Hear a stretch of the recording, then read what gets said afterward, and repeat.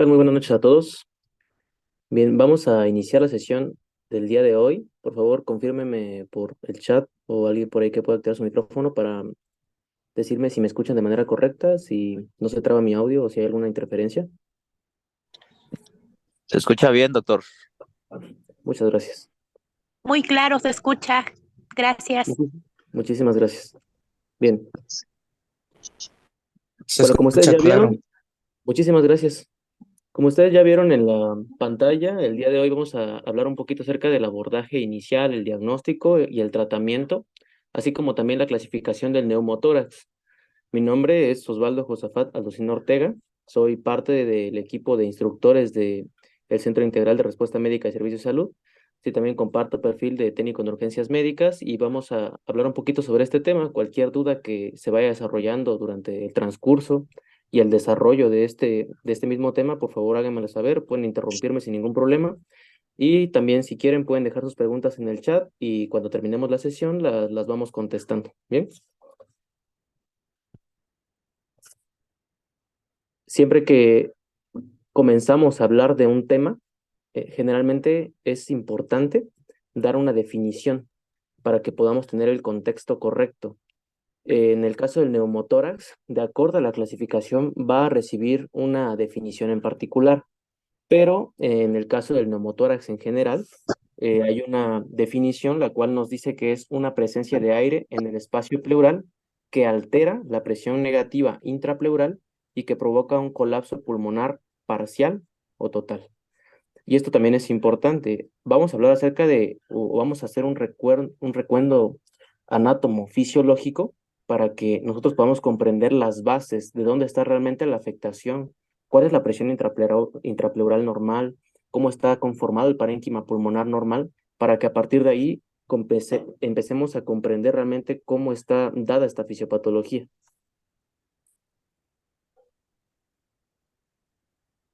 Y como ya les mencionaba, entonces hacer un pequeño recuerdo fisiológico es de las cosas que generalmente siempre hacemos durante nuestras sesiones para que podamos asentar bien las bases.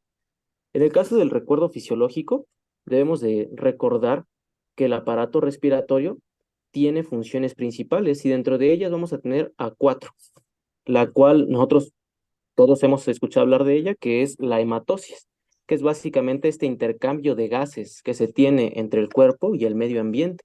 Nos beneficiamos, hacemos una simbiosis con el medio ambiente y esto nos permite llevar oxígeno hacia las distintas células de nuestro cuerpo. ¿Por ahí me pueden apoyar con tu micrófono, por favor? No sé quién lo tenga prendido. Ay, tu perrito. ¿Ya vas a cenar? ¿Qué no vas a cenar? ¿Qué no vas a cenar cuando lleguen los apaches? No, no conoces.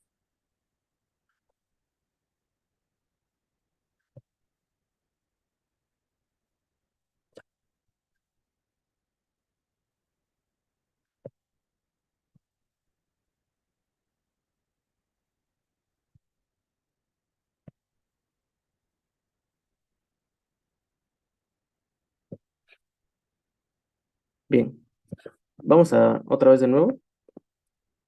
Y estábamos en este punto de acá, ¿no? Que era el repaso fisiológico y decíamos, hoy vamos a hablar acerca de el punto de la hematosis. Entonces, decíamos nosotros que era este intercambio simbiótico que tenemos con el medio ambiente.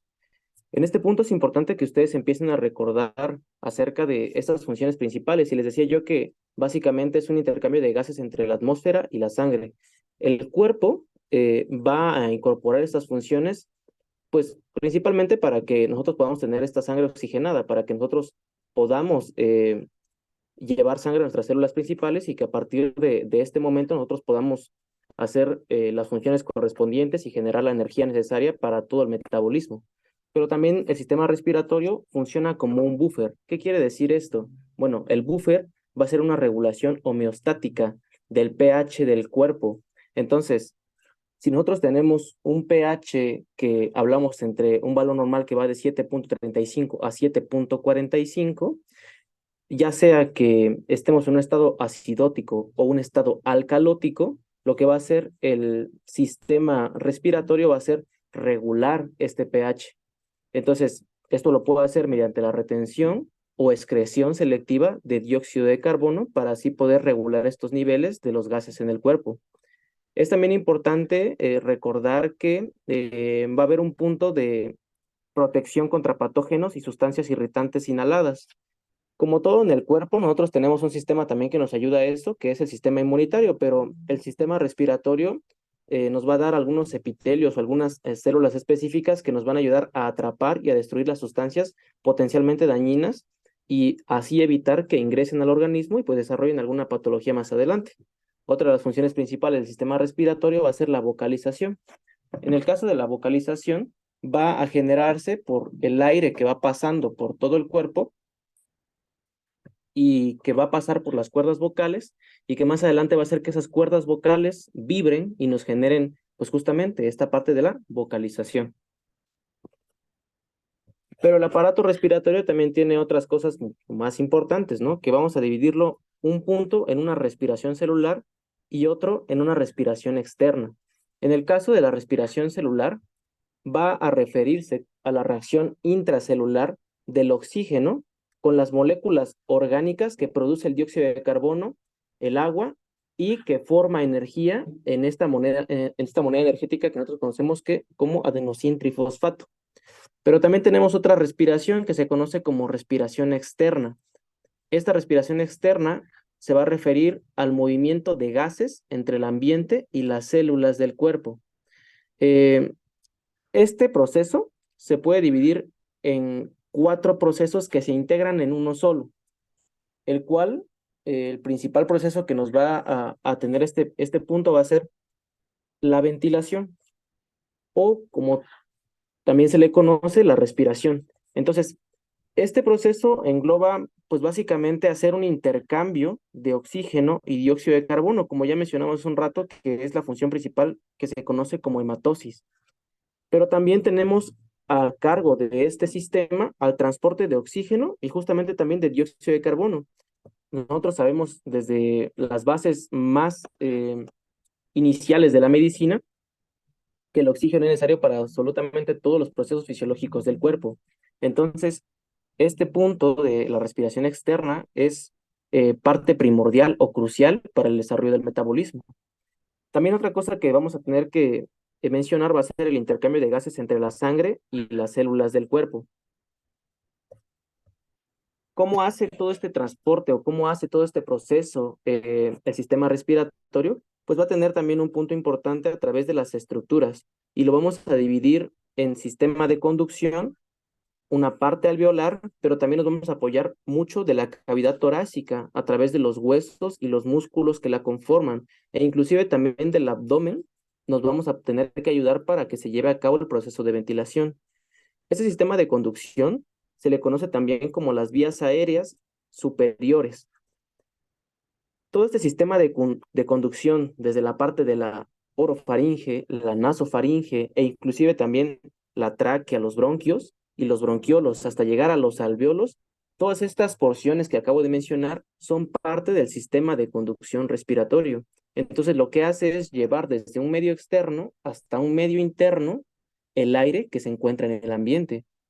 Entonces para esto tenemos que dividir el punto de una vía aérea superior o un aparato respiratorio superior y una vía aérea inferior o un aparato respiratorio inferior. En el caso del aparato respiratorio superior, como ustedes lo pueden ver en el lado derecho, pues vamos a tener a la nasofaringe, vamos a tener a la orofaringe, también van a encontrarse las cuerdas vocales, van a encontrarse la laringe que se va a ir hacia la tráquea que se va a dividir a su vez en sus bronquios principales, derecho e izquierdo. Y ahí como ustedes están viendo dónde está la línea divisoria.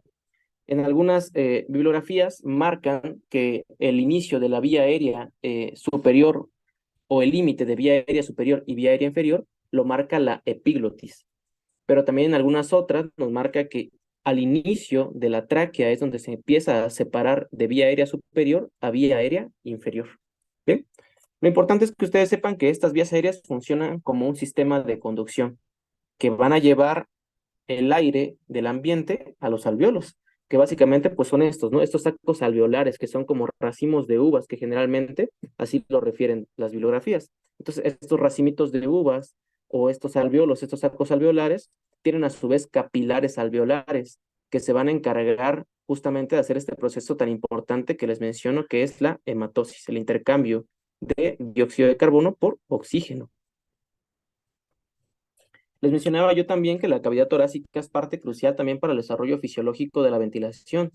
Estos músculos y estos huesos que se encuentran en la cavidad torácica generan que haya una expansión de volumen como también una disminución del volumen, lo cual a su vez genera tanto una presión positiva como una presión negativa, que son necesarias para llevar a cabo el proceso fisiológico de la respiración.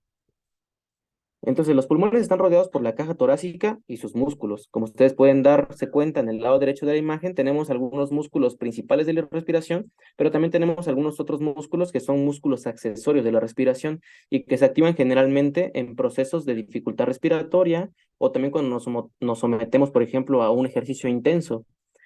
Generalmente, entonces, es suficiente con el hecho de los músculos intercostales externos, los internos, pero el principal músculo de la respiración es el que ya todos conocemos y es el diafragma, que es el que también divide la cavidad torácica de la cavidad abdominal. Entonces, este diafragma asciende y desciende con el hecho de expandir el volumen de los pulmones, también así reducirlo para generar nuevamente esta presión que yo les acabo de mencionar. Entonces, tanto tenemos como músculos inspiratorios como músculos expiratorios, aunque todavía esto está en debate. Hay algunas bibliografías igual que nos marcan que no hay músculos inspiratorios y músculos expiratorios. Pero, por ejemplo, este tipo de imágenes que yo les pongo acá, este recuerdo fisiológico generalmente está basado en una bibliografía que es la fisiología de Silverton. Entonces, Silverton nos divide tanto músculos inspiratorios como músculos expiratorios. Los del lado derecho son los que vienen como expiratorios, los del lado izquierdo son los que vienen como inspiratorios. ¿Bien? Ok. Los sacos pleurales van a rodear a los pulmones y esto también es importante. La pleura va a tener dos capas. Es una pleura parietal que se encuentra más hacia el exterior o adosada a la pared torácica, pero también vamos a tener una pleura visceral que va adosada hacia el parénquima pulmonar. Y en ese espacio o entre esas dos pleuras se va a encontrar el líquido pleural, que aproximadamente nos dicen que el volumen promedio en un hombre de 70 kilos y que mide 1,70 va a ser entre 25 a 30 mililitros de líquido pleural. Ojo aquí, porque justamente les estoy diciendo que el espacio pleural se encuentra líquido pleural. En ningún momento nos está mencionando que se encuentre aire en este espacio pleural. Y si nosotros recordamos acerca de la definición que yo les daba al inicio, decíamos que el neumotórax es la presencia de aire en el espacio pleural, la cual altera la presión negativa intrapleural y provoca un colapso pulmonar parcial o total. ¿Bien? Entonces, normalmente, pues no se encuentra aire en ese espacio pleural, pero por alguna patología, por algún trauma o por alguna enfermedad que provoque neumotórax, pues este sistema fisiológico pues se va a ver alterado. El líquido pleural va a tener varias funciones, pero dentro de las principales se va a encontrar que va a crear una superficie húmeda y resbaladiza. Esto se va a hacer pues básicamente para lubricar y para que los pulmones tengan esa cierta expansión, pero también va a tener por su parte una función de que va a mantener a los pulmones adheridos a la pared torácica y que con ello se lleve ese movimiento de expansión y de disminución del volumen. Entonces, aquí se ve un poquito mejor en este corte, el cual nosotros podemos observar, pues, parte de todo lo que se encuentra en la cavidad torácica, tanto la cavidad mediastínica como las dos cavidades pleurales. A su vez, ustedes pueden observar las membranas pleurales, tanto una pleura parietal, que es la que yo les menciono, que es la que se encuentra más hacia la parte exterior o adosada a la pared torácica, pero también tenemos una membrana pleural visceral, que se encuentra adosada al parénquima pulmonar. Y dentro de ellas, o en ese espacio pequeño que nos pintan de color azul, pues se encuentra este líquido pleural. ¿Bien?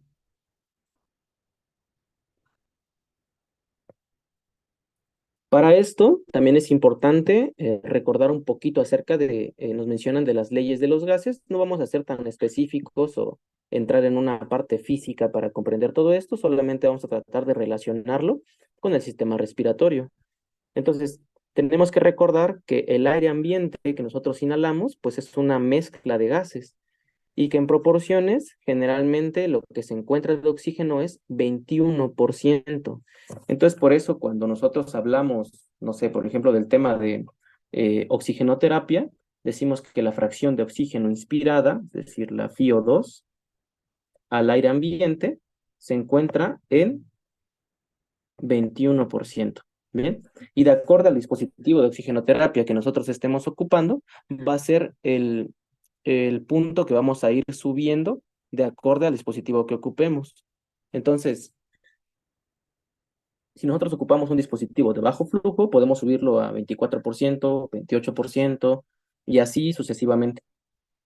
Pero lo que ustedes deben de saber ahorita es que en el aire ambiente se encuentra un 21% de oxígeno. Para esto también es importante recordar o mencionar que los gases se van a mover a favor de un gradiente de concentración. Es decir, de un lugar de mayor volumen se van a ir a uno de menor volumen. Entonces, sabiendo estos datos o teniendo estos datos en cuenta, tenemos que hablar ahora de que los gases se van a ejemplificar a través de una ley, que es la que nos mencionan como la ley de Boyle. Entonces, esta ley de Boyle nos menciona o nos dice que hay una relación de presión y de volumen. Si el volumen de un gas se reduce, la presión aumenta y viceversa. Ahora, traspasándolo al sistema respiratorio, nos dice que al aumentar el volumen del tórax, se disminuye la presión, en este caso la presión alveolar, y viceversa. Es decir, que cuando nosotros, por ejemplo, inhalamos, aumentamos el volumen del tórax. Por consecuente, la presión alveolar se reduce. Estamos haciendo una presión negativa. Y para que nosotros podamos exhalar, lo que hacemos con la caja torácica o lo que hacemos con el volumen pulmonar es reducirlo y aumentar la presión alveolar. Y volvemos ahora a una presión positiva. ¿Para qué? Para poder exhalar ese aire. Sí, adelante, Jorge. Sí, yo. Dígame. Bueno, ahí respecto a la ley de Boyle, no, bueno, la ley de Boyle nos habla que cuando se expande y se reduce, no sería viceversa, cuando el se aumenta la presión de igual manera, porque es relativa. Se le corta un poquito el audio, Es no sé si nada los más demás una oyentes opinión sí y una logran duda. escuchar. Ajá. Es que no lo escuché bien, se le corta un poquito su ¿Sí? audio. Ok. A ver, lo que pasa que ahí nos menciona que si el volumen de un gas se reduce, y mi opinión es que, bueno, en la ley de Boyle nos menciona que a medida que un gas, su presión disminuye, el gas aumenta. Entonces no sería viceversa esa definición que tenemos ahí, que si el volumen de un gas se aumenta, la presión de igual manera. Ok, sí, sí, gracias, gracias. De hecho, el ¿Sí? viceversa lo ponía yo a la analogía del sistema respiratorio. Entonces, les Sí, mencionaba sí, yo sí, que, por sí, sí, ejemplo, entendí esa. ajá, sí, sí, sí, Ok, ok, muchas sí, gracias, ¿eh? vale. Sí, Sí, ajá, justo, gracias. entonces, la ley de Boyle entonces la ponía yo justamente como una analogía, pero muchas gracias igual por su comentario. La analogía entonces les mencionaba yo que básicamente lo que quiero darles a entender es que en el caso del tórax, lo que hacemos tanto con lo que hacemos específicamente con la inhalación es aumentar el volumen de los pulmones.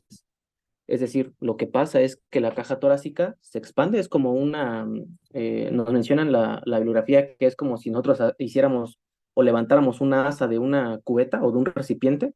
Eso pasa con las costillas, entonces aumenta el volumen.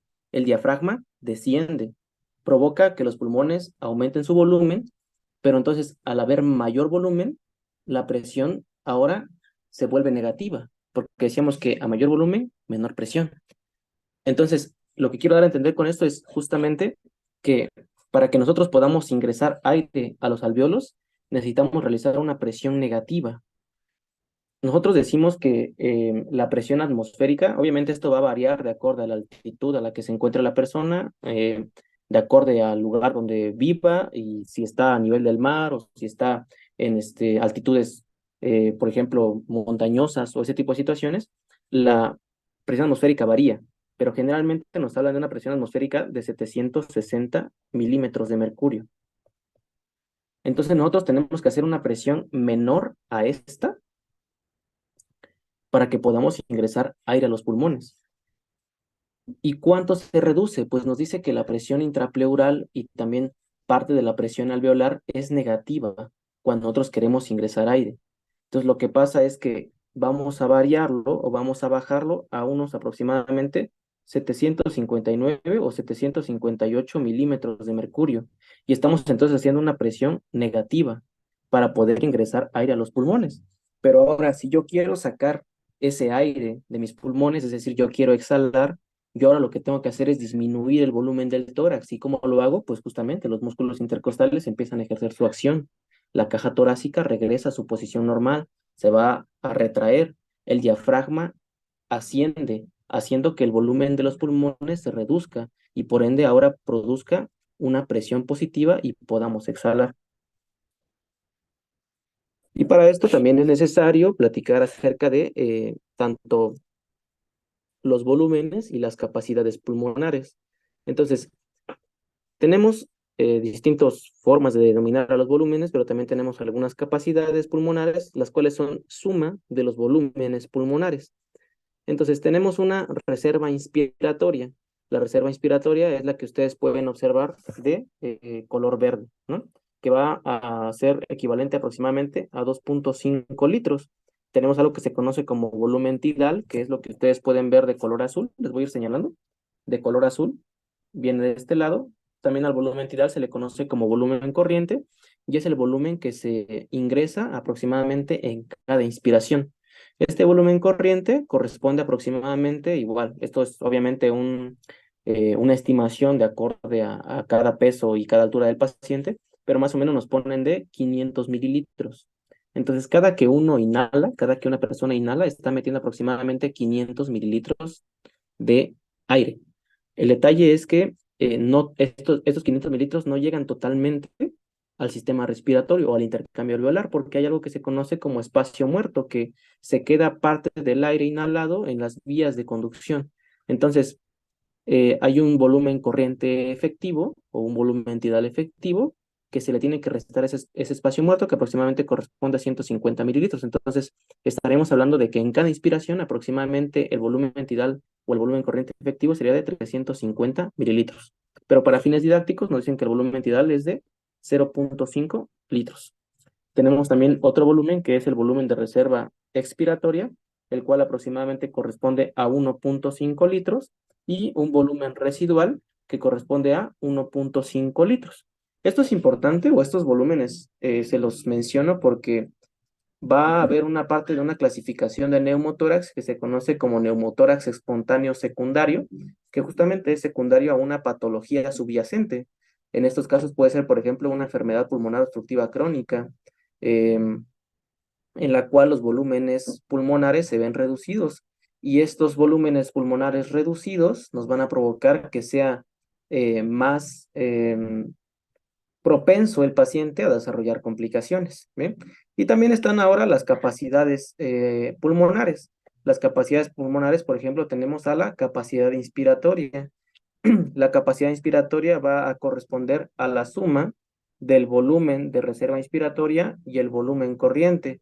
Y así como ustedes pueden darse cuenta, ¿no? Por ejemplo, tenemos una capacidad funcional residual que igual tiene a su vez una suma de unos volúmenes y pues tenemos ya como tal la capacidad total pulmonar que suma a todos los volúmenes pulmonares. ¿Bien? Ahora les decía yo que va a haber algunos cambios de presión durante el proceso de inspiración y expiración. Aquí les ponen una gráfica para que ustedes puedan observar más o menos cómo es que se lleva a cabo em, este intercambio de presiones o este cambio de presiones durante tanto la inspiración como la expiración. Entonces decimos, por ejemplo, que la presión alveolar se encuentra en un punto pues de corte, ¿no? Que va a ser normal, va a ser cero. Aquí no hay ni ingreso ni egreso de aire. Pero para que nosotros podamos ingresar aire, hablemos ahora de una presión a una presión atmosférica de 760 milímetros de mercurio, pues nosotros tenemos que hacer una presión negativa, ¿no? Entonces, restamos 1 a la presión atmosférica en la que nos encontramos. Entonces, tiene que hacer una presión negativa, -1, ¿no? Que en este caso, comparada a la presión atmosférica, estaremos hablando de 759 milímetros de mercurio. Entonces, baja la presión alveolar. Esto sucede en la inspiración. ¿Por qué? Porque entonces la caja torácica se expande, el diafragma desciende, los pulmones aumentan su volumen y esto provoca que haya una presión negativa. Pero para que yo pueda ahora expirar el aire sobrante, el dióxido de carbono para hacer el intercambio, pues bueno, yo tengo que hacer ahora una presión positiva y me paso ahora a un +1. ¿Bien? Y así se va haciendo el intercambio de presiones. Una presión negativa para inhalar, una presión positiva para exhalar. Pero ahora quiero que vean esta otra gráfica, que es la presión intrapleural. La presión intrapleural siempre es negativa, fisiológicamente es negativa. Pueden darse cuenta que se mantiene, o normalmente se mantiene en -3, e inclusive llega a ser una presión intrapleural hasta -6. Esto medido en milímetros de mercurio. Entonces, ¿por qué les menciono yo esto? Pues les digo yo que generalmente la presión intrapleural es negativa. Pero ¿qué pasa ahora si esa presión intrapleural se ve afectada, por ejemplo, por un traumatismo de tipo penetrante? Imagínense ustedes un caso de trauma en el cual haya una lesión por un arma blanca, por ejemplo, que sea un cuchillo, ¿no? Que entra a la parte del tórax, que perfore, obviamente, el tejido que recubre a la caja torácica, la piel, que pase a la pleura y que ahora esa presión intrapleural, que normalmente es negativa, pues se comunique con el exterior. Esto va a provocar que la presión intrapleural se modifique y va a permitir que el aire que se encuentra en el exterior pueda ingresar a ese espacio intrapleural, lo cual provoque que haya una acumulación de aire y que pues más adelante pues justamente pase esto, un neumotórax, una acumulación de aire porque se rompió ese sistema fisiológico. Bien.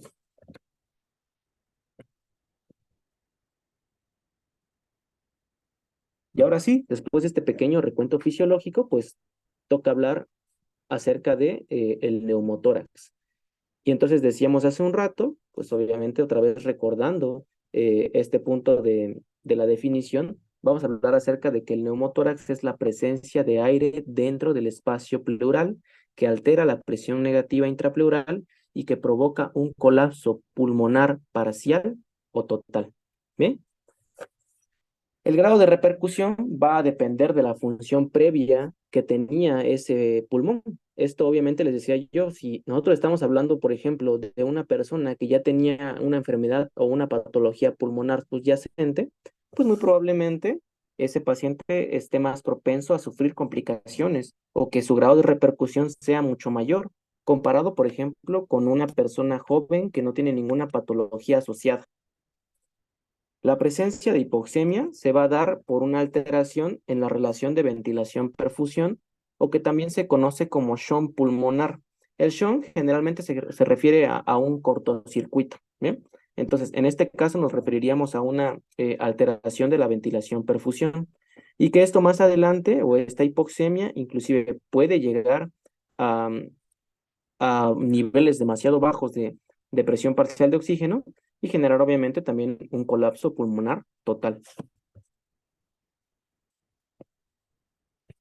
La clasificación que nosotros tenemos del neumotórax, pues va a depender va a depender más bien dicho de la etiología por la cual se desarrolle.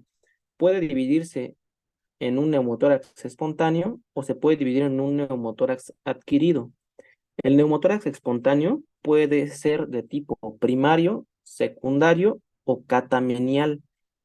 En el caso del neumotórax adquirido, lo vamos a dividir en dos tipos, un iatrogénico, que obviamente esto va a ser por procedimientos médicos que puedan llegar a dañar este espacio pleural, este parenquima pulmonar y provocar un neumotórax, pero también vamos a platicar acerca de un neumotórax traumático, es decir, de las situaciones que nos puedan llevar a este tipo de patología. Bien, vamos a definir cada uno de ellos, vamos a platicar igual un poquito de cada uno de estos neumotórax, porque cada uno tiene sus características específicas.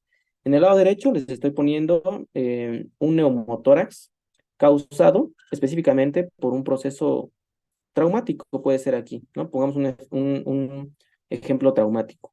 ¿Qué les gusta? Una herida por arma de fuego, una herida por arma blanca, la cual eh, permitió que haya una comunicación con el espacio exterior con el espacio interior del pulmón, y esto provocó que toda esta zona que normalmente tiene parénquima pulmonar o tejido pulmonar, todo esto que estoy pintando de rosa es lo que debería abarcar el pulmón, todo esto debería ser el pulmón, pero ahora vean que por la herida que se desarrolló, esta herida que nos ponen acá, está permitiendo que la presión intrapleural, que normalmente se encuentra negativa, ahora permita el ingreso del aire. Y todo esto que ustedes pueden ver acá es lo que es la acumulación de aire, pero no solamente es la acumulación de aire, sino es el colapso del pulmón. Vean y comparen el tamaño del pulmón del lado derecho con el pulmón del lado izquierdo. Para nada se parece en cuanto a tamaño y volumen. Entonces, este tipo de alteraciones son las que nos van a generar el neumotórax. Ahora, les decía yo que vamos a hablar entonces acerca de la clasificación de acuerdo a su etiología. Entonces, tenemos que definir primero a un neumotórax espontáneo primario. El neumotórax espontáneo primario generalmente se puede desarrollar o se relaciona más frecuentemente con la rotura de bleps pulmonares, o que también se conocen como bulas pulmonares, que básicamente son burbujas de aire que se desarrollan en el parénquima pulmonar y que pueden invadir al espacio pleural y que en algún momento de situaciones de que aumente la presión intrapulmonar puedan llegar a reventar. Y esto justamente desarrolla ahora un neumotórax sin, por ejemplo, una causa patológica subyacente. La primera causa o la primera, justamente la primera causa que nos ponen de un neumotórax espontáneo primario es el hábito tabáquico. Entonces, este tipo de pacientes que tienen justamente este hábito, generalmente tienden a desarrollar este tipo de situaciones que son las bleps o las bulas pulmonares, y que más adelante, por algún episodio decía yo, de esfuerzo, de que haya un incremento de las presiones intrapulmonares, puedan llegar a reventarse. Esto también es necesario definir que puede ser consecuencia de la existencia de bronquiolitis respiratoria, que también puede desarrollarse por justamente el hábito tabáquico. Bien.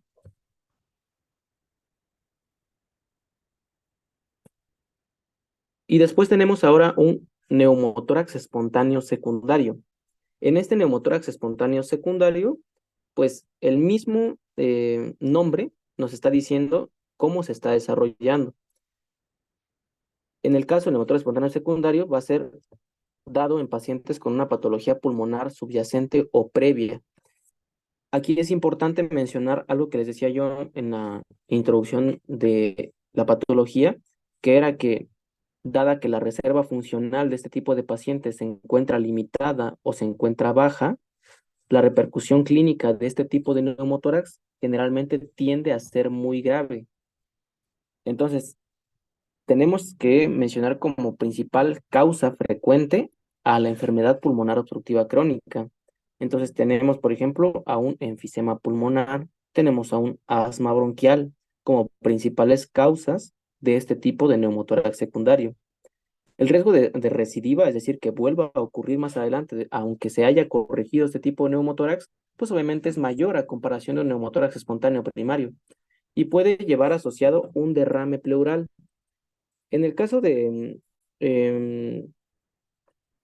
lo que les decía yo que puede llegar a ser frecuente de encontrar, también tenemos procesos infecciosos que se relacionan con patología pulmonar. Este tipo de procesos infecciosos puede darse a través de patologías como la tuberculosis o como neumonías, que más adelante, si se prolonga este estado patológico o si no se corrige, si no se da el tratamiento correcto, pues probablemente nos pueda llegar a desarrollar justamente también un neumotórax.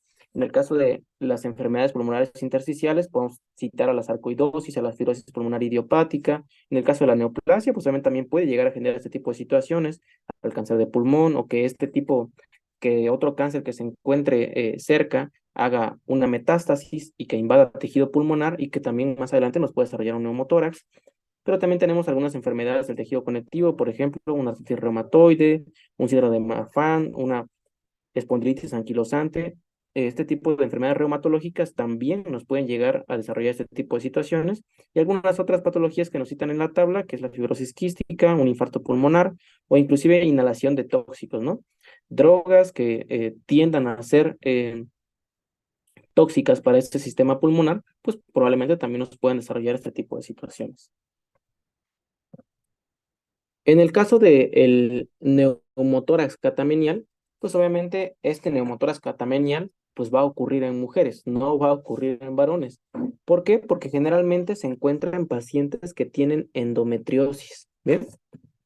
¿Alguien de aquí tiene el concepto o sabe el concepto de endometriosis? ¿O por qué esto nos puede provocar un neumotórax?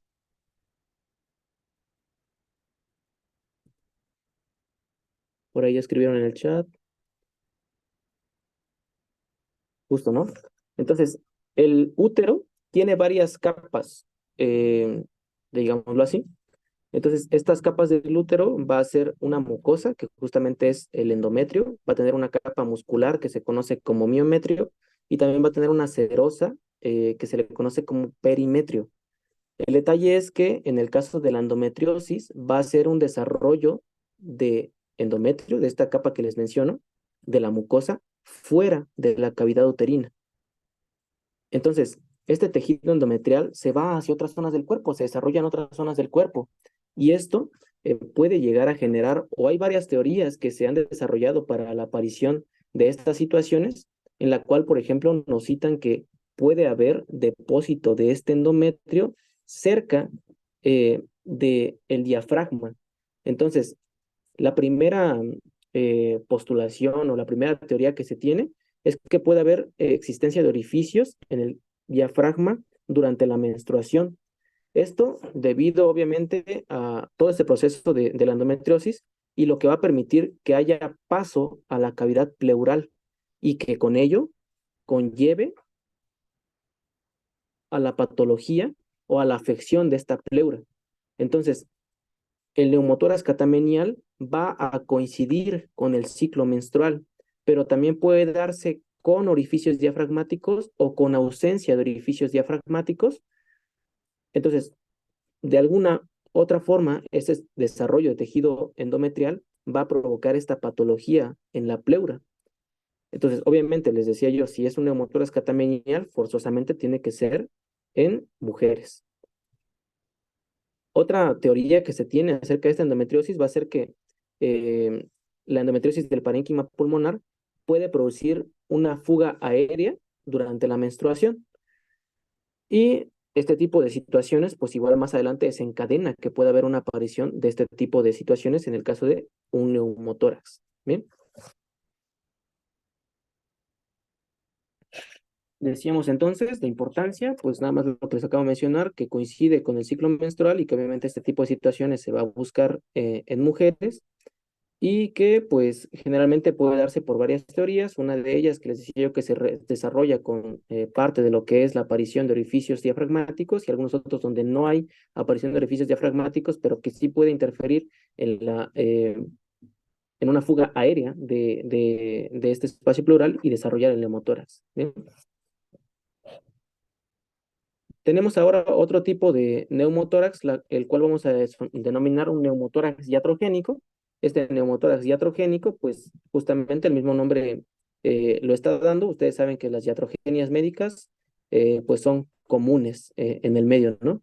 Entonces, estas iatrogenias, al hacer, por ejemplo, o querer realizar un procedimiento médico, ya sea, por ejemplo, les pongo el ejemplo del lado derecho, de una inserción de un catéter venoso central. Si no se hace ecoguiado y se hace solamente tal vez por referencias anatómicas, se tiene el riesgo de que este tipo de situaciones puedan llegar a perforar el parénquima pulmonar. Entonces, si perfora tanto el parénquima pulmonar como también, obviamente, un daño hacia el espacio pleural, pues puede llegar a modificar las presiones a las que normalmente está acostumbrado el sistema respiratorio y esto más adelante generar un neumotórax. Esto nada más es por poner un ejemplo en el caso del catéter venoso central, pero puede ser también por una toracocentesis, puede ser también por la toma de biopsias pulmonares, puede ser también inclusive por la toma de biopsias hepáticas, por biopsias transtraqueobronquiales, puede ser inclusive también en el intento de un bloqueo nervioso y también por procesos quirúrgicos en los cuales se encuentren cerca de este espacio pulmonar y que puedan llegar a desarrollarlo. Entonces puede ser un sinfín de procedimientos los cuales nos ponen en riesgo. Entonces, por ejemplo, les decía yo que el más recurrente o el más frecuente es cuando se tiene esta inserción del catéter venoso central y que no se hace ecoguiado. La ecoguía nos sirve justamente para que no entremos a ese tejido pleural y que no se dañe. La mayoría de estos neumotórax afortunadamente se resuelve de manera espontánea, pero va a haber algunos otros que si se prolonga o si aumenta el volumen, pues va a ser necesario ahora el drenaje o bueno, esa descompresión pleural para que el neumotórax se resuelva. También puede haber un neumotórax que va a ser desarrollado por un barotrauma y este se va a producir por un aumento excesivo de la presión dentro del sistema respiratorio.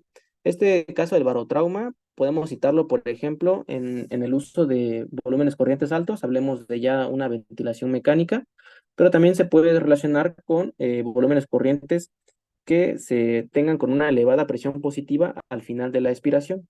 Entonces, este tipo de situaciones también de ventilación mecánica a los pacientes los vuelve susceptibles a desarrollar un neumotórax. ¿Bien?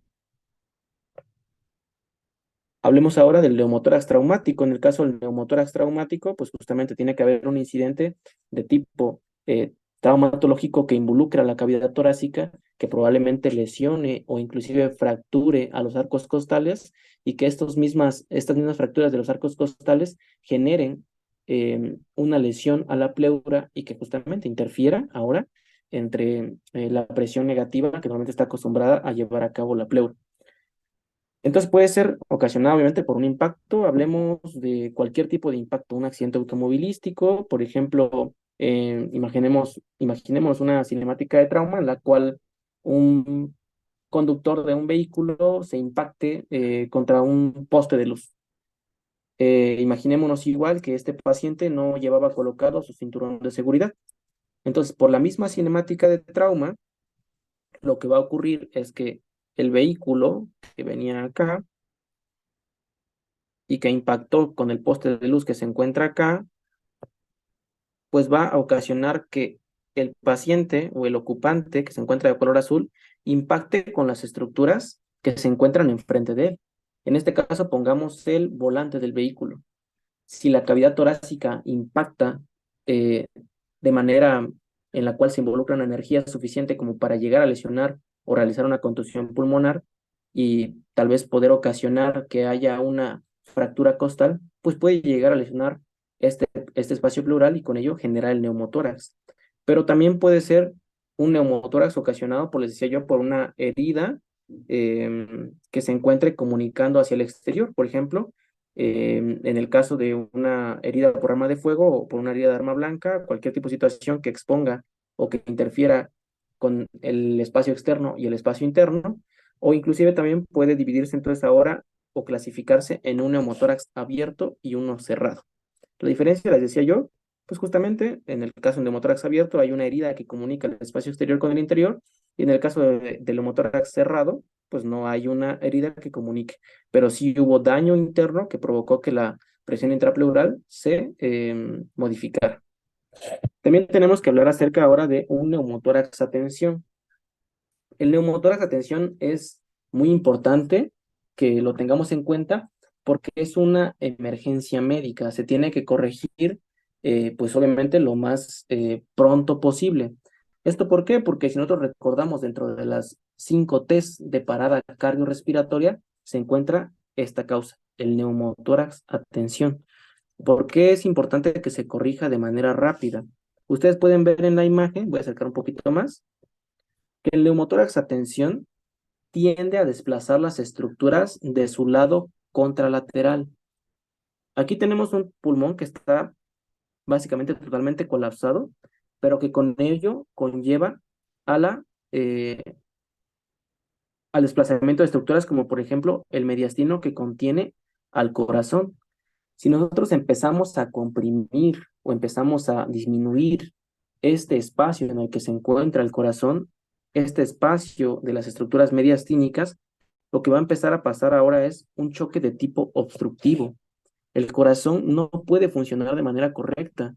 Entonces empieza a restringirse el espacio en el que normalmente está acostumbrado a estar y ya no puede latir de manera eficiente, no puede llevar con ello el gasto cardíaco correcto para perfundir a todos los tejidos y eso nos provoca un estado de hipoperfusión tisular que normalmente se conoce como un estado de choque, que en este caso estamos hablando de un choque de tipo obstructivo. Otra cosa característica de este tipo de neumotórax es que como desplaza las estructuras hacia el lado contralateral, vamos a ver también un desplazamiento de la tráquea. Y esto generalmente es evidente en la clínica, se ve el desplazamiento de la tráquea en los pacientes y también se puede llegar a observar una ingurgitación venosa yugular, justamente también por la compresión de las estructuras a través del pulmón colapsado. Pero también con ello, vean ustedes que el pulmón, aunque no esté dañado del otro lado, está siendo igual comprimido. Entonces, no permite que haya una adecuada expansión pulmonar, que con ello también va a llevar a una falla pulmonar fatal, si es que no se corrige este tipo de situación. ¿Qué cosas se tiene que hacer con este tipo de emergencias? Pues justamente una descompresión pleural. Dentro del tratamiento, que se va a mencionar más adelante, pues justamente está este punto de descompresión pleural, de drenaje pleural, pero ustedes deben de saber que hay dos vías de acceso para este tipo de situaciones. Una se va a encontrar en el segundo espacio intercostal, línea media clavicular, y otra vía se va a encontrar en el quinto espacio intercostal, línea axilar anterior. Cualquiera de esas dos vías son efectivas, tanto para el drenaje como para la descompresión pleural. Ahora, ¿qué tenemos que hacer entonces con esas situaciones que nos van apareciendo? Pues ahora tenemos que hacer un diagnóstico. Ya a ustedes les di algunos puntos que debemos tener en cuenta para el diagnóstico que son de manera clínica, pero la clínica obviamente pues no va a ser o no va a ser suficiente para poder tener este punto del diagnóstico, sino que tenemos que ayudarnos de pruebas de imagen. Entonces, tenemos que hacer una identificación del neumotórax, por ejemplo, con una adecuada anamnesis y una exploración física. Tenemos que hacer también una valoración y cuantificación a través de esta prueba principal de imagen, que es la radiografía, en la cual vamos a determinar el tamaño y el volumen de este neumotórax. Permítame tantito, por favor. Sí, claro. Las vías de acceso para el drenaje, ¿verdad? Sí, ya la pusieron ahí en el chat. Segundo espacio intercostal, línea media clavicular y quinto espacio intercostal, línea axilar anterior. Gracias, José. Entonces, les decía yo que nos vamos a ayudar a través de las pruebas radiológicas para determinar el tamaño y el volumen del neumotórax, es decir, la acumulación del aire que se da en este espacio pleural. Y vamos también que ayudarnos a través del estado clínico del paciente. Vamos a escribir un poquito acerca de estas cosas que les acabo de mencionar. En el caso de la clínica y la exploración física, la sintomatología va a depender obviamente del grado de colapso pulmonar, es decir, qué tanto está restringiendo o qué tanto aire ya se ha acumulado en ese espacio pleural. Obviamente no es lo mismo de que apenas esté iniciando un neumotórax a que ya lleve minutos, horas instaurado y que vaya reduciendo cada vez más el volumen pulmonar. También va a haber una disminución de la capacidad ventilatoria y esto pues ya decíamos hace un rato, las capacidades pulmonares son muy importantes para determinar la función fisiológica del pulmón. Entonces, siempre y cuando haya una disminución de estas capacidades ventilatorias, porque el pulmón ya no puede hacer una expansión correcta, ya no puede hacer ese intercambio de presiones, pues obviamente también va a repercutir en la clínica del paciente. Entonces, una reserva funcional respiratoria también va a estar disminuida. Esto aunado o aunque no esté relacionado con una enfermedad patológica subyacente, sino que se está dando también en el momento, pero también tenemos una sintomatología clásica que nos va a dar el neumotórax. Es un dolor de tipo pleurítico, un dolor torácico de tipo pleurítico, que empeora obviamente en la inhalación, que el paciente lo siente como un dolor de tipo quemante, y vamos a observar también que el paciente se empieza a tornar taquipneico, vamos a empezar a diferenciar también que el pulso va a estar aumentado, es decir, va a haber taquicardia, va a haber datos de disnea. En el caso de los datos de disnea, pues son bastante notorios. El uso de músculos accesorios, por ejemplo, que se vea el uso del músculo esternocleidomastoideo, que se vea un tiraje supraclavicular. En el caso de pacientes pediátricos, a veces es más evidente también el tiraje intercostal. Se puede ver una retracción sifoidea, se puede ver un aleteo nasal, se pueden ver datos en la piel del paciente como cianosis, que nos habla de que ya no hay un buen intercambio gaseoso, y lo cual nos empieza a pintar de este color azul o grisáceo los tegumentos. También vamos a tener una manifestación del paciente de una tos de tipo seca, pero que también en algún momento, si este neumotórax tal vez fue causado por un episodio traumático, pues probablemente nos pueda haber desarrollado una lesión intrapulmonar y que pueda tornarse ahora una hemoptisis, es decir, que cuando el paciente tose hay presencia de gotículas de sangre.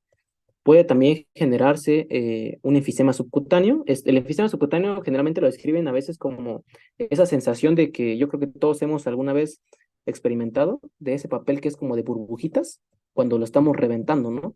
Más o menos dicen que se parece esa sensación, como si nosotros palpáramos en el tórax esas burbujitas a las que estamos acostumbrados a veces a reventar. El enfisema subcutáneo se da por acumulación de aire dentro de un tejido que normalmente no lo tiene.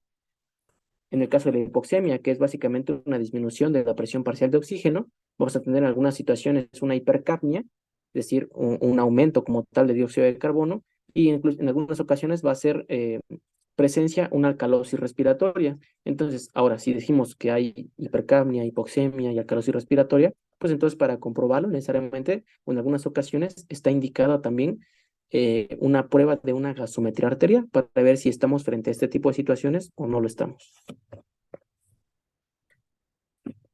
Seguimos con clínica y exploración y ahora hablamos de una triada que caracteriza al neumotórax, en la cual vamos a encontrar una disminución o en algunas ocasiones ausencia de vibraciones vocales.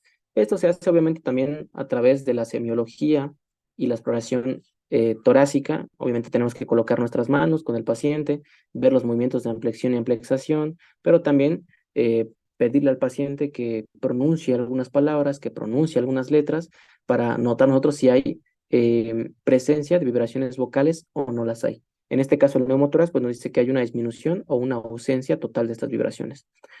En el caso de la percusión, que es lo que ustedes pueden ver en la imagen del lado derecho, van a notar una hipersonoridad o un hipertimpanismo del pulmón. Normalmente cuando nosotros percutimos el pulmón, pues se encuentra timpánico porque hay presencia de aire. Pero en el caso del neumotórax, como hay mucho más aire del que se encuentra, pues vamos a hablar acerca de una hipersonoridad o un hipertimpanismo. Ahora, en el caso de la auscultación pulmonar, vamos a encontrar una disminución de los ruidos pulmonares, obviamente en el lado afectado, pero también vamos a encontrar o podemos ser partícipes de encontrar la ausencia del murmullo vesicular, es decir, ausencia del ruido fisiológico pulmonar. ¿Esto por qué? Pues por el colapso pulmonar que se está desarrollando. Hablemos o recordemos que el neumotórax de tensión también puede afectar al pulmón contralateral. En este caso también puede haber disminución de los ruidos respiratorios, aunque no sea del lado afectado. En el caso de la estabilidad clínica del neumotórax, vamos a ocupar algunos criterios para poder definir cuando el paciente se encuentre con un neumotórax clínicamente estable. Estos criterios nos van a poner 5 criterios que nosotros debemos tener en cuenta, y estos son desarrollados por la institución que es el American College of Chest Physicians. Entonces tenemos una frecuencia respiratoria menor a 24, una frecuencia cardíaca que se encuentra entre 60 a 120 latidos por minuto, una tensión arterial que se encuentra dentro de los rangos normales, una saturación de oxígeno que se encuentra mayor a 90%, y en este caso que el paciente pueda pronunciar frases completas entre respiraciones. Ahí hubo una letra que me falló y le puse fase, pero son frases completas. Bien. Entonces, todos estos criterios vamos a tenerlos en cuenta para definir si el neumotórax está clínicamente estable. Todo lo que se encuentre fuera de estos rangos va a ser un neumotórax clínicamente inestable y que requiere la resolución de manera inmediata. Las pruebas complementarias, y esta es una de las principales pruebas que se va a ocupar para diagnosticar ya como tal o hacer el diagnóstico definitivo de neumotórax, va a ser la radiografía de tórax. ¿Bien? En el caso de la radiografía de tórax, pues nosotros lo que tenemos que hacer es justamente solicitar este tipo de situaciones, tanto una radiografía anterior como una radiografía posterior. Va a haber 5 cosas que nos van a ayudar a diagnosticar, o 5 criterios que nos van a ayudar a diagnosticar en esta prueba de imagen, y que va a ser básicamente el primero, y el que va a estar obviamente en presencia de estos neumotórax, la visualización de la línea pleural visceral. Normalmente esta línea pleural visceral no se puede ver, porque les decía yo que el espacio que se encuentra entre pleura y pleura es muy pequeño y está prácticamente nulo porque están adosados como si fueran películas de vidrio con gotículas, que en este caso es el líquido pleural el que las mantiene adosadas. Pero cuando hay algo que interfiere en su comunicación, pues vamos a poder observar esa línea pleural visceral, que es la que se pinta o la que nos están señalando las flechas. La voy a poner de color rojito. ¿Bien? Toda esta línea que ustedes están viendo es la pleura visceral. Entonces, todo esto que se ve por acá es la acumulación del aire, que normalmente no debería estar ahí. Otra cosa que podemos observar en las pruebas de imagen, aparte de la visualización de la línea pleural visceral, es una convexidad de la línea pleural visceral. Convexidad de acorde a la caja torácica, porque nosotros estamos viendo que la curvatura que va adoptando es de este tipo y coincide con la convexidad que nos está marcando la línea. Bien.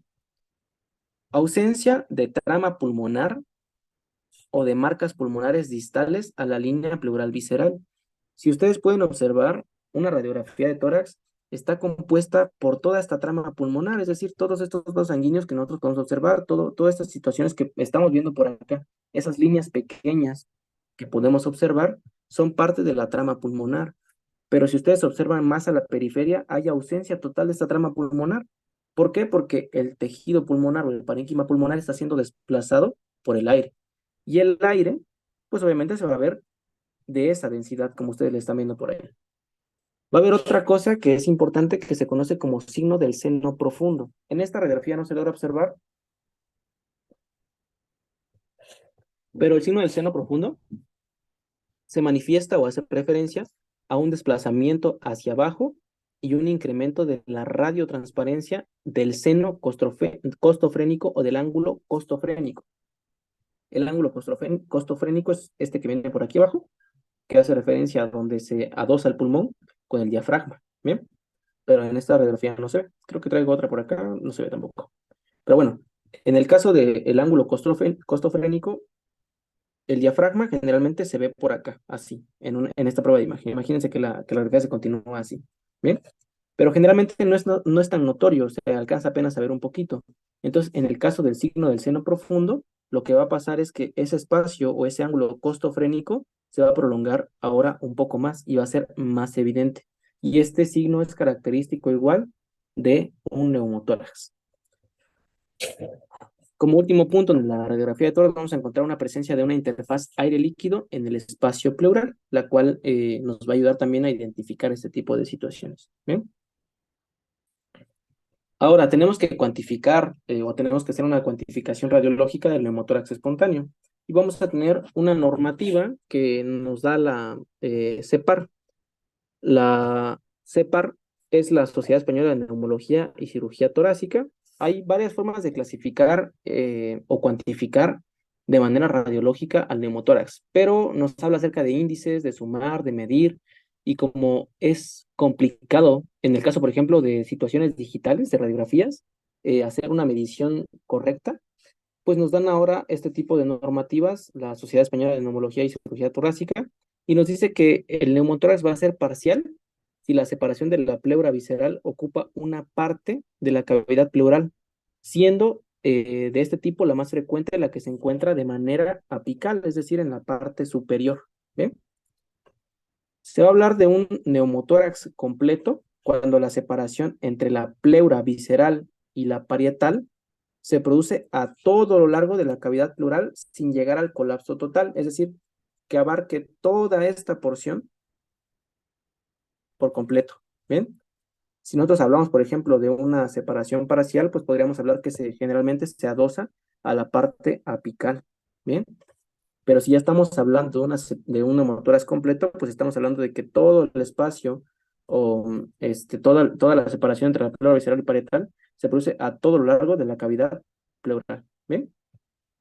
Ahora, un colapso total pulmonar es conformación de un muñón pulmonar, es decir, como la imagen que les ponía yo hace un rato, ¿no? Que el pulmón o la acumulación de aire ha desplazado y ha hecho que el volumen total pulmonar o de ese parénquima pulmonar pues se vea reducido y nos dé la apariencia de un muñón. ¿Bien? Ahí hablamos de un neumotórax espontáneo total, como en este caso. Todo esto que ustedes pueden observar, vean hasta dónde está desplazando todo el parénquima pulmonar y toda la acumulación que está viendo de aire.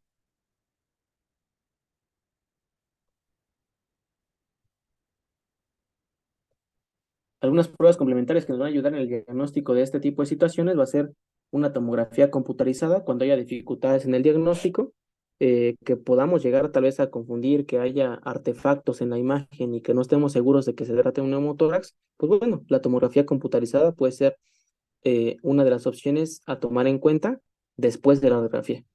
El detalle con la tomografía computarizada, que de manera particular, pues generalmente tiende a ser mucho más costosa que comparada con una radiografía. También va a ser necesaria la toma de una gasometría arterial. Esto yo les decía también por los datos de hipercapnia, el caso de la alcalosis respiratoria, la hipoxemia que puede llegar a manifestarse. Entonces, este tipo de situaciones también tienen que llegar eh, a presenciarse o a tomarse para hacer el diagnóstico correcto. Y nos habla acerca del electrocardiograma, aunque pues obviamente este electrocardiograma no es patognomónico, no siempre va a estar presente en el neumotórax, pero si llegara a presentarse, por ejemplo, por un neumotórax a tensión o un neumotórax masivo, obviamente del lado izquierdo que va a comprimir a este mediastino y que va a comprimir la estructura cardíaca, pues puede llegar a manifestarse como una disminución del voltaje del complejo QRS o en algunas ocasiones puede haber una inversión de la onda T. Pero decía yo, este electrocardiograma no es totalmente asociado a un neumotórax. El tratamiento que vamos a encontrar para el neumotórax ahora, pues va a ser dependiendo del tipo de neumotórax que nos encontremos, si es un neumotórax traumático, si es un neumotórax abierto, cerrado, si hablamos de un neumotórax espontáneo primario o si hablamos de un neumotórax espontáneo secundario. En algunos casos es suficiente con la abstención terapéutica y con la observación domiciliaria. Con eso, en algunas ocasiones va a ser, pues justamente más que suficiente, pero pues en algunas otras situaciones, pues desafortunadamente eso no va a ser suficiente. Entonces, para esto, pues tenemos que hacer, en casos en los que el neumotórax espontáneo no se corrija nada más con el hecho tal vez de mandar fisioterapia respiratoria, con el hecho de hacer una revisión de este paciente en las horas siguientes en las cuales se desarrolló el neumotórax y vemos que no se corrige, se realiza tal vez una prueba de imagen y se sigue viendo persistente el neumotórax o que inclusive aumentó su volumen, pues bueno, ahora sí sería necesario realizar un procedimiento, que en este caso podemos utilizar, por ejemplo, una punción evacuadora con un catéter pleural fino, con o sin aspiración, y eso les decía hace un rato, porque dependerá también el instrumento que estemos ocupando. Hay varias formas y hay varios tipos de catéteres que se pueden ocupar en el caso de los neumotórax, pero las vías de acceso siguen siendo las mismas que les acabo de mencionar. Segundo espacio intercostal, línea media clavicular. Quinto espacio intercostal, línea axilar anterior. Bien, obviamente del pulmón que esté siendo dañado. También se puede hacer un drenaje pleural grueso con o sin aspiración. Se puede también tener en cuenta una toratoscopía y una pleurodesis, una toracotomía y una abrasión pleural. Obviamente cada uno de estos procedimientos tiene sus pasos a llevar, no es tema a desarrollar en esa exposición. Cada uno de estos procedimientos tiene su dificultad específica. Cada uno de estos procedimientos también se va a llevar de acorde a las características que nos esté dando el neumotórax.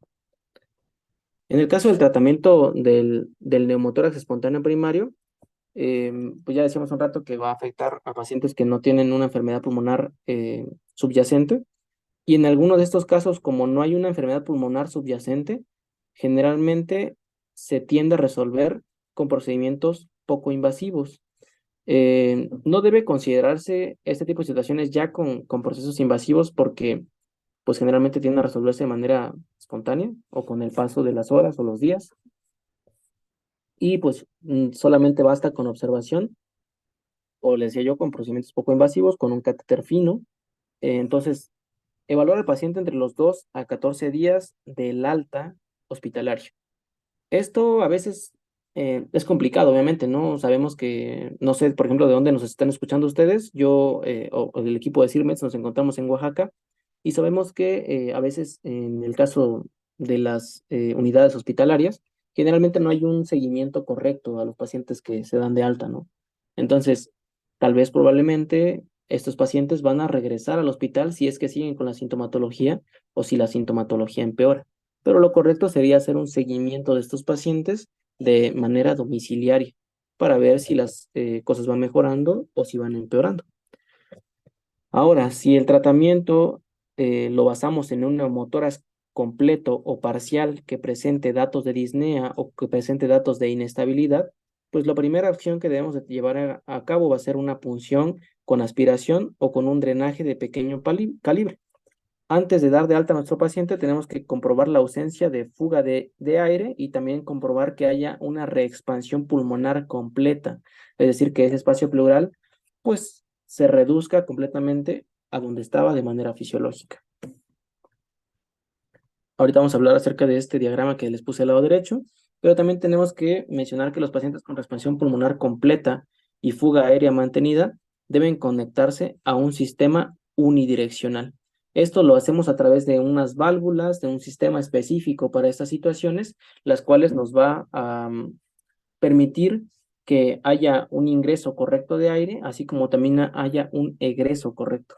Las indicaciones quirúrgicas para este tipo de situaciones pues son varias, en las cuales nosotros podemos mencionar, por ejemplo, un neumotórax que sea recidivante, un neumotórax que ahora se haya desarrollado del lado contrario a donde estaba la lesión, un neumotórax bilateral simultáneo, que haya una fuga mayor a los 5 días, que haya una ausencia de esta reexpansión de este parénquima pulmonar, por ejemplo, que haya también un neumotórax a tensión, o que haya una presencia de un hemotórax, es decir, que haya presencia ahora ya no de aire, sino de sangre dentro del espacio pleural.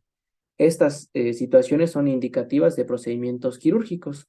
Entonces hablamos ahora de este algoritmo. Tenemos entonces la presencia de un hemotórax espontáneo primario.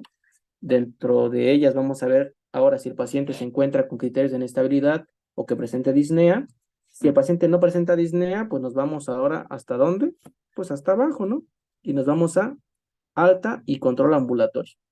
Pero si el paciente sí presenta disnea o presenta un neumotórax completo, tenemos que hacer una aspiración simple o un drenaje de pequeño calibre. ¿Se soluciona? Sí, pues alta y control ambulatorio. Si no se soluciona, ahora tenemos que hacer un drenaje de pequeño calibre si no se realizó, porque aquí lo teníamos como una opción, ¿no? Entonces, si no se realizó, pues ahora es momento de realizarlo. ¿Hubo una expansión completa del parénquima pulmonar? Sí, hay que comprobar si hay fuga aérea. Si no hay fuga aérea, se retira el drenaje y si hay mayor o igual a 2 episodios y situaciones especiales o no los hay, pues nos vamos al alta. Pero si sí hay fuga aérea, pues se tiene que hacer una hospitalización, se tiene que colocar un sello de agua. Esto ya sea la preferencia del médico tratante, ya sea que sea con o sin aspiración. Vemos si hay resolución. Si no la hay, pues ya se indica la valoración quirúrgica. Y si sí hubo resolución, pues nuevamente retiramos drenaje, comprobamos los episodios y se da de alta al paciente. Ahora hablemos del tratamiento del neumotórax espontáneo secundario. Hugo García pregunta cómo se evalúa la presencia o no de fuga de aire. Lo mismo igual es con pruebas de imagen. Hugo, vamos a notar tanto, vamos a tratar de medir las capacidades y volúmenes pulmonares, pero también es importante realizarlo con pruebas de imagen. Ya hace rato les mencionaba yo todas las características que íbamos a encontrar, entonces este tipo de situaciones o este tipo de pruebas nos van a ayudar a complementar realmente si el tratamiento que estamos llevando a cabo es correcto o no lo es. Bien.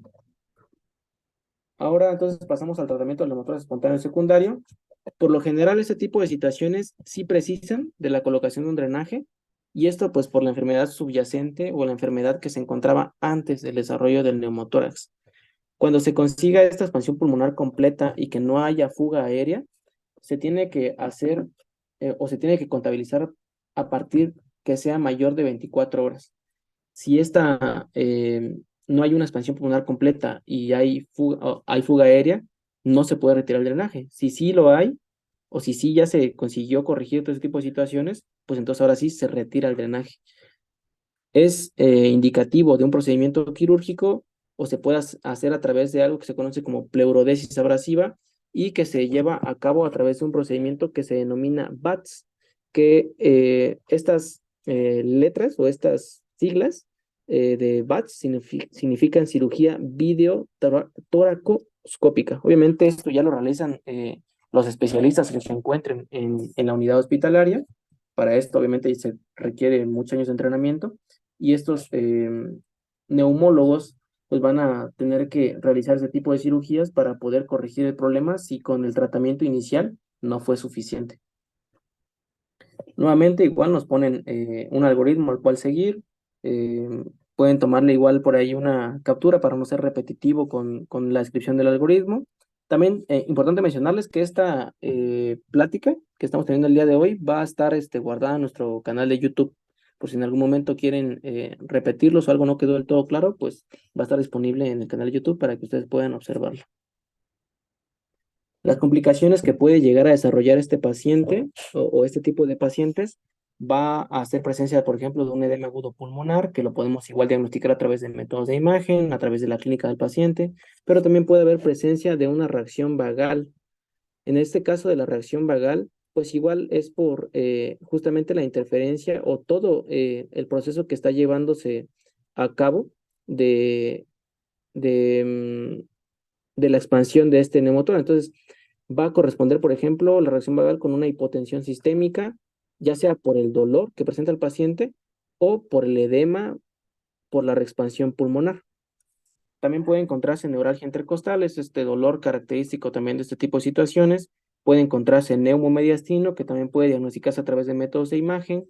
Puede encontrarse enfisema subcutáneo, un hemoneumotórax, es decir, que haya tanto presencia de aire, pero también que haya presencia de sangre dentro de este espacio pleural. Y podemos también generar más adelante un neumotórax crónico, que es decir, que no se resuelva o que haya una mejoría poca a partir de 3 meses de donde se presentó el episodio inicial. O también que haya una fuga aérea de manera persistente. ¿Bien? Obviamente igual ese tipo de situaciones generalmente pues ya requieren de un manejo avanzado, tanto quirúrgico como obviamente de una persona especialista específica en este tipo de situaciones o complicaciones que más adelante o que quedan fuera del manejo del médico urgenciólogo, que quedan fuera del manejo del médico general, obviamente, por mucho. Entonces, son situaciones que se deben tener en cuenta. ¿Bien? Entonces, no sé si hasta este momento tengan alguna duda de todo lo que se acaba de platicar el día de hoy. Bien. Bueno, si no hay dudas, pues les agradezco su atención el día de hoy. Les agradezco que hayan ingresado a la sesión. Espero que les haya sido de agrado, que haya sido un tema interesante para ustedes, que se hayan resuelto las dudas que hayan tenido durante el desarrollo del tema. Y pues les vuelvo a repetir, si ustedes quieren volver a repetir la clase, pues va a quedar en el canal de YouTube para que ustedes puedan observarla las veces que sea necesario. Si algo no quedó bien o si hubo tal vez por ahí interferencia con el audio, pues igual. Muchas gracias entonces, quedamos igual pendientes, les dejamos por ahí un flyer de nuestros cursos. Tenemos cursos de electrocardiografía básica, tenemos también cursos de arritmias cardíacas, interpretación electrocardiográfica, tenemos también algunos cursos de imagen, de primeros auxilios, el curso de control de hemorragias, Y también pedirles de favor que si nos pueden seguir en todas nuestras redes sociales, el mismo nombre tenemos en Facebook, en Instagram y nuestro número de WhatsApp para cualquier duda o sugerencia que tengan. Espero que todos tengan una excelente noche y muchas gracias nuevamente por conectarse a esta sesión. Bien, antes de desconectarme, por ahí ponen en atención hospitalaria cuál es la evaluación secundaria. Generalmente no, en atención hospitalaria hablemos de una evaluación que se encuentra en una ambulancia. No hay a veces el material necesario. Por ejemplo, en ambulancias avanzadas pueden llevar tal vez métodos de imagen como por ejemplo un ultrasonido o algo que pueda ser de ayuda, pero generalmente la evaluación secundaria tiende a ser hasta de manera hospitalaria.